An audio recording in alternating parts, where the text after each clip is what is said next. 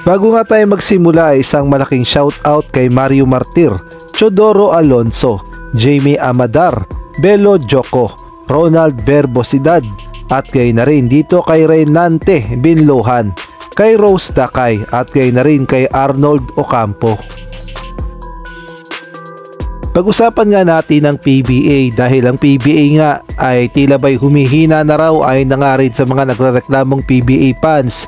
Ang PBA pa naman ang pinakamatandang liga sa Asia, ngunit ngayon nga ay kabaligtaran ang nangyayari at napag-iiwanan na tayo ng ibang liga na kagaya na lamang ng KBL ng Korea, ang CBA ng China, ang Japan B-League ng Japan at ang T1 ng Taiwan. Malayong malayo na nga raw ang PBA sa mga liga na yan sa Asia. Kaya naman isa-isahin natin kung ano-ano nga ba yung mga narereklamo ng mga fans dito nga sa PBA. At nauna na nga dyan itong ticket ng PBA. Alam naman nating lahat na matagal na talagang usapin itong PBA pagdating nga sa kanilang ticket na ay na rin sa mga PBA fans ay sobrang mahal daw talaga at hindi nga daw makatarungan ng presyo. At kung titignan naman talaga natin ay may kamahalan talaga. Halimbawa na lamang yung Premium Box nasa 900, yung Patreon A 800, Patreon B 750, Patreon C 600, Box VIP 450, Box Regular 400, Box SRO 250, Upper Box 130, Upper Box SRO 100 at ang General Admission na 50 pesos. Samantalang atin naman tignan ang ticket ng MPBL. Dito nga ay mababasa natin yung ringside nila. Pre-seating 120, Lower Box pre-seating 70, Upper Box pre-seating, yan nga ay free. At dahil nga masyadong mahal daw ang ticket ng PBA sa naging laban nga ng Barangay Ginebra kontra nga dito sa Terra Firma Jeep, kahit nga lumipat na ang PBA sa mas maliit na venue ay hindi pa rin tinao. At dito nga makikita natin nakakaunti lamang nanonood at halos wala ngang laman yung itaas. At mantakin nyo Barangay Ginebra na yan, crowd favorite, ngunit hindi pa rin tinao. At ang pangalawang narereklamo, ang mga independent team na kung tawagin nga ay mga farm team dahil alam naman nating lahat na kapag nagkakaroon nga ng mga number 1 pick o number 1 overall pick ang mga independent team na ito ay paniguradong mapupunta lamang sa mga malalaking team na kagaya na lamang na San Miguel Beermen, Barangay Ginebra at gaya na rin ng Talk and Text. Kaya naman naiinis nga dyan ang mga PBA fans dahil wala ng chance na lumakas ang mga independent team at tila ba'y puwapayag sila na maging farm team na lamang ng malalaking team sa PBA. At ito pa nga yung isa sa mga narereklamo talaga ng PBA fans na bakit daw palagi na lamang San Miguel Beermen, Barangay Ginebra, Talk and Text ang laging nagcha-champion at sawang-sawa na raw silang lagi na lang ang mga malalaking team sa PBA ang nagcha-champion.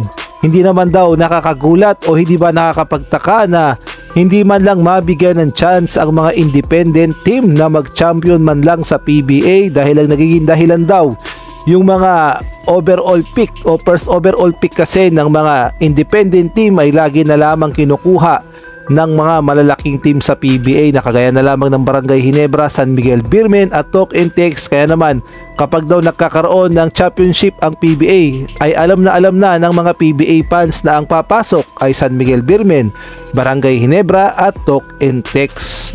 At pagdating naman daw sa mga import sa PBA, bakit daw binibigyan pa ni Commissioner Willie Marcial ng height limit? Wala bang kalayaan daw ang mga PBA teams na kumuha ng mga malalaking import? Total, laban naman yan ng mga PBA teams at karapatan talaga nila na kumuha ng malalakas na import tapos ilimitahan daw ni Commissioner Willie Marcial pagdating sa height. At bakit daw hindi na lang gayahin yung KBL, CBA at gayon na rin ang Japan B-League na dala-dalawa ang mga import na ginagamit para mas competitive at mas lalong tangkilikin ng mga manonood ang PBA. At bukod nga sa mga import ng PBA, pati nga daw ang ating mga naturalized player na matapos daw i-naturalize bilang Pilipino tapos nagamit sa Gilas Pilipinas ay bakit daw hindi man lang mabigyan ng pagkakataon makapaglaro sa PBA as local player. Isa nga rin yan sa mga dinadaing dahil matapos gamitin sa Gilas Pilipinas ay alam naman nating lahat na hindi nga sila pwedeng maglaro sa PBA at napipilitan silang maglaro sa ibang liga. At kasama na rin sa nirereklamo ng mga PBA fans ang salary cap dahil alam naman nating lahat yung mga dapat sanang pinapanood ng mga PBA fans na mga magagaling nating mga player ay nagpupunta nga sa ibang liga dahil napakaliit nga talaga ng sinasahod nila sa PBA, samantalang yung bigayan halimbawa na lamang sa Japan D-League ay umaabot ng milyones, at gayon na rin sa KBL, sa Taiwan at lalong lalo na sa China. Kaya naman ang PBA nga ay hindi na masyadong pinapanood dahil wala na raw talagang bagong mga PBA superstar dahil naglalaro na lamang sa ibang liga. Samantalang pagdating naman dito kay Commissioner Willie Marcial ay hati nga ang opinyon. Yung iba nga ay sinasabing okay naman daw ang pamamalakad ni Commissioner Willie Marcial sa PBA.